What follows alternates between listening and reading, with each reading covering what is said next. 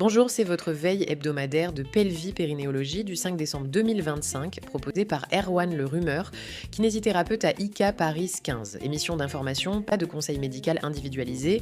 Cette semaine, notre veille a remonté 200 articles. Voici notre sélection. Vous trouverez la liste complète en description.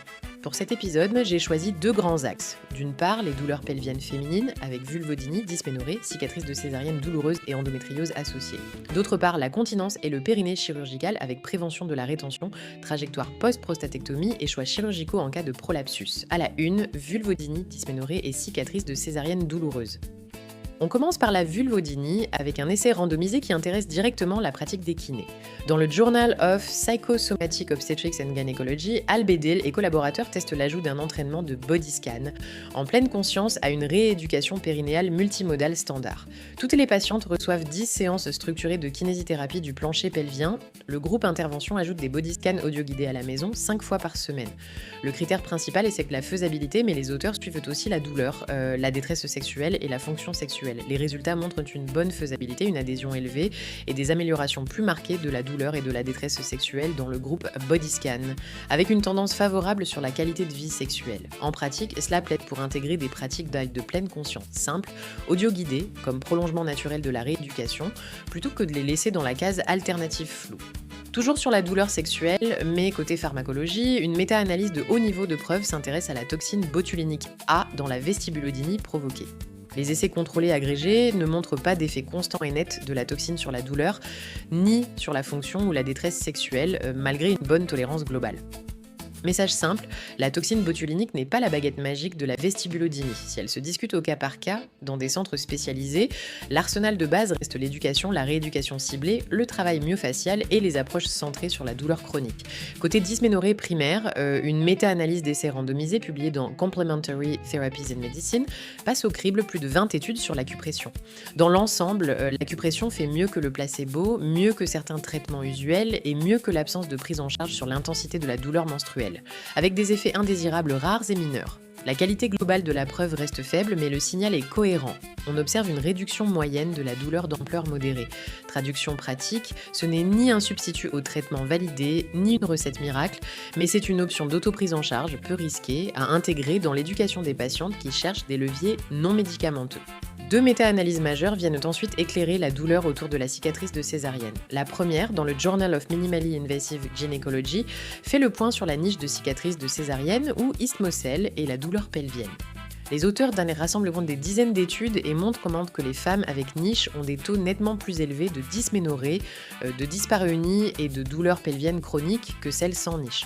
Les traitements, qu'ils soient médicaux ou chirurgicaux, semblent associés à une amélioration nette de la douleur, même si la qualité méthodologique est très hétérogène. La seconde méta-analyse, également publiée dans le Journal of Minimally Invasive Gynecology, s'intéresse à la coexistence entre isthmocèle et endométriose. Elle retrouve une prévalence élevée d'endométriose chez les femmes, avec isthmocèle, notamment d'endométriose de cicatrice utérine, et montre que la réparation chirurgicale améliore non seulement les saignements anormaux, mais aussi la douleur et la fertilité. Là encore, la preuve est limitée par la qualité des études, mais le message est donc clair. Une cicatrice de césarienne pathologique se retrouve souvent au cœur d'un cluster associant douleur, saignement et infertilité, avec une endométriose fréquemment associée. Pour la clinique, tout cela rappelle que chez une femme ayant un antécédent de césarienne, des douleurs pelviennes et des métrorragies interrègles, la question de la niche et de l'endométriose associée doit être posée tôt, en lien étroit avec les équipes de gynécologie minimalement invasives. Pour la pratique, neuromodulation, sommeil, périnéoplastie et éducation des patientes. Sur le versant urogynécologique chirurgical, un essai randomisé publié dans Neuro-Urology and Neurodynamics teste une stratégie innovante pour prévenir la rétention urinaire post-opératoire après chirurgie pour cancer gynécologique. Les patientes sont randomisées entre prise en charge standard et prise en charge standard plus stimulation magnétique sacrée autour de l'intervention. Le groupe stimulation magnétique présente moins de rétention, une miction spontanée plus précoce, moins de recathétérisation et une force du plancher pelvien améliorée sans effet secondaire sérieux. Ce n'est pas une technique que l'on aura demain dans tous les blocs opératoires, mais c'est un signal fort. La neuromodulation peut aussi être pensée en prévention, pas seulement en rattrapage. Cela renforce l'idée d'un dialogue plus étroit entre rééducateurs et chirurgiens sur la période périopératoire. Dans un registre proche, mais côté chirurgie anorectale, un essai randomisé publié dans Annals of Medicine évalue la stimulation transcutanée du nerf vague auriculaire sur la douleur post-opératoire après chirurgie périnéale. périnéale. Les patientes du groupe stimulation ont des scores de douleur plus bas à tous les temps clés, recourent moins aux antalgiques dalle supplémentaires et présentent moins de complications comme la rétention urinaire, avec une bonne tolérance globale. On reste sur une technologie encore peu diffusée, mais cela illustre bien l'idée que le contrôle de la douleur périnéale peut passer par des leviers neurovégétatifs non invasifs et pas uniquement par l'augmentation des doses d'opioïdes. On change d'angle avec un essai randomisé publié dans le Journal of Gynecology and Obstetrics, qui intéresse les patients insomniaques avec Nictury. L'orexine antagoniste daridorexant, comparée au placebo, améliore à la fois le sommeil et la fréquence des mictions nocturnes dans ce sous-groupe, avec une sécurité jugée acceptable, sans signal particulier sur les chutes ou l'incontinence. Pour la pratique, cela ne fait pas de ce médicament une solution universelle, mais cela renforce un message simple. La Nictury n'est pas qu'un problème vésical et une bonne prise en charge du sommeil peut avoir un effet synergique sur les symptômes urinaires nocturnes. Au chapitre Sexualité et rééducation, une étude qualitative publiée dans l'American Journal of Obstetrics and Gynecology interroge des patientes urogynécologiques présentant dysfonction sexuelle et troubles du plancher pelvien qui ont participé à un protocole de vibrateur programmé. Les participantes rapportent une meilleure image de soi, une amélioration de l'humeur, du sommeil, de la lubrification, parfois des symptômes d'incontinence et de la douleur pelvienne. Toutes jugeant le vibrateur comme un outil thérapeutique légitime, tout en pointant des freins concrets. Manque de temps, manque de confidentialité et poids des normes culturelles. Pour nous, c'est un rappel utile. On peut parler de vibrateur comme d'un outil de soin, au même titre que d'autres dispositifs, en prenant en compte l'âge, la culture et la dynamique de couple.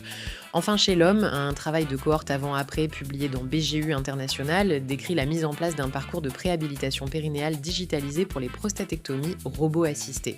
Dans cette filière, les patients bénéficient d'un programme de préparation comprenant information, exercice du plancher pelvien et suivi via une plateforme numérique.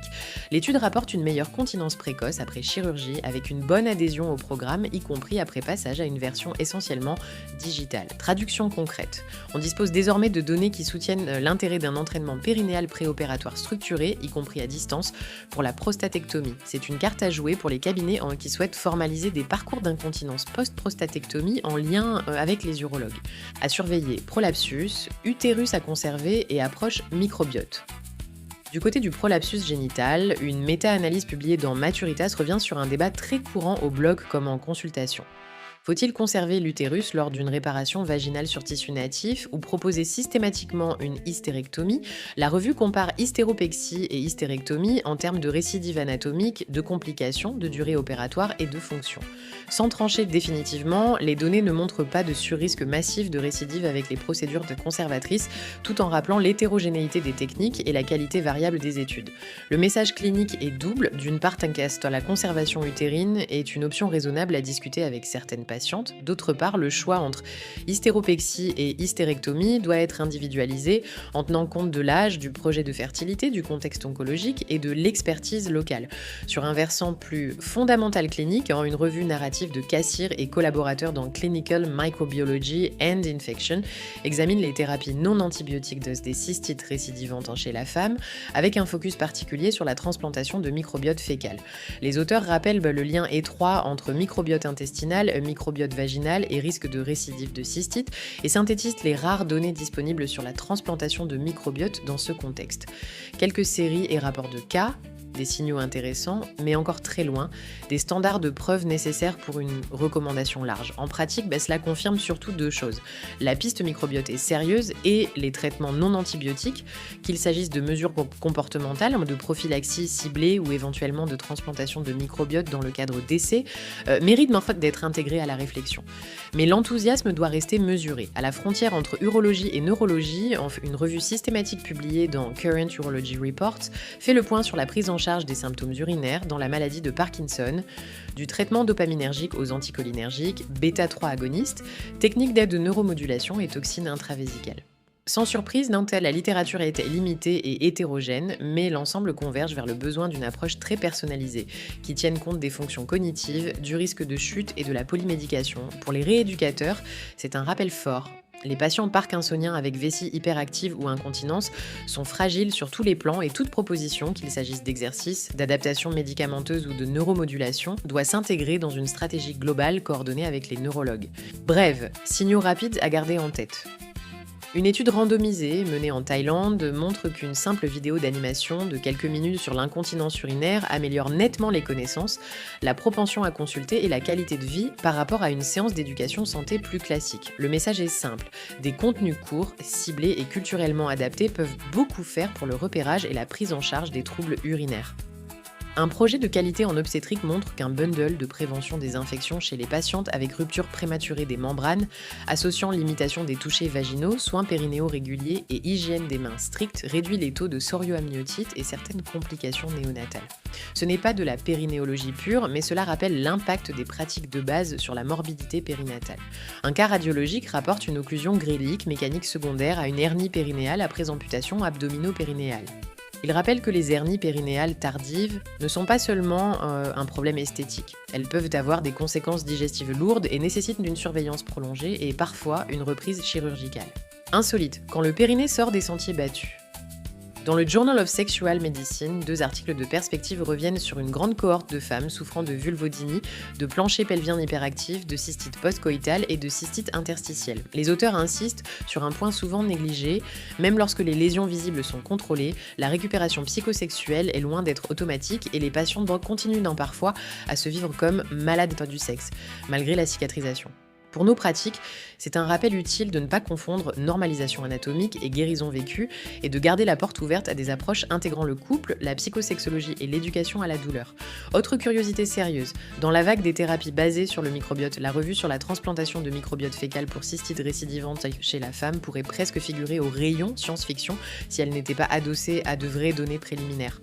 Même si l'application reste très expérimentale, cela illustre à quel point la prise en charge des infections urinaires est en train de sortir du face-à-face classique, antibiotique ou rien. Conclusion. En résumé, cette semaine renforce plusieurs lignes de force. Dans les douleurs pelviennes féminines, on voit émerger des approches complémentaires crédibles, intégration de body scan de pleine conscience dans la rééducation de la vulvodynie, place possible de l'acupression dans la dysménorrhée, mais remise en question de l'enthousiasme autour de la toxine botulinique dans la vestibulodynie. Les cicatrices de césarienne pathologique et l'endométriose associée apparaissent comme un véritable continuum. Niche, douleur, saignement et infertilité forment un ensemble qui doit être pensé globalement et pas comme une simple anomalie de cicatrisation. Sur le versant périnéologie chirurgicale, la neuromodulation, qu'elle soit sacrée ou vagale, la préhabilitation digitale et certaines molécules ciblant sommeil et nicturie montrent qu'il est possible de mieux préparer, mieux accompagner et mieux soulager les patients autour des gestes lourds. Enfin, les travaux sur microbiote, sexualité et pathologies plus rares rappellent que le périnée se situe au croisement de la neurologie, de l'infectieux, de la psychologie et du social. Nos interventions gagnent à rester multimodales et coordonnées. Merci d'avoir suivi cette veille. Vérifiez toujours les détails des études et les recommandations officielles avant de modifier vos pratiques. Retrouvez les références en description et à la semaine prochaine pour une nouvelle édition.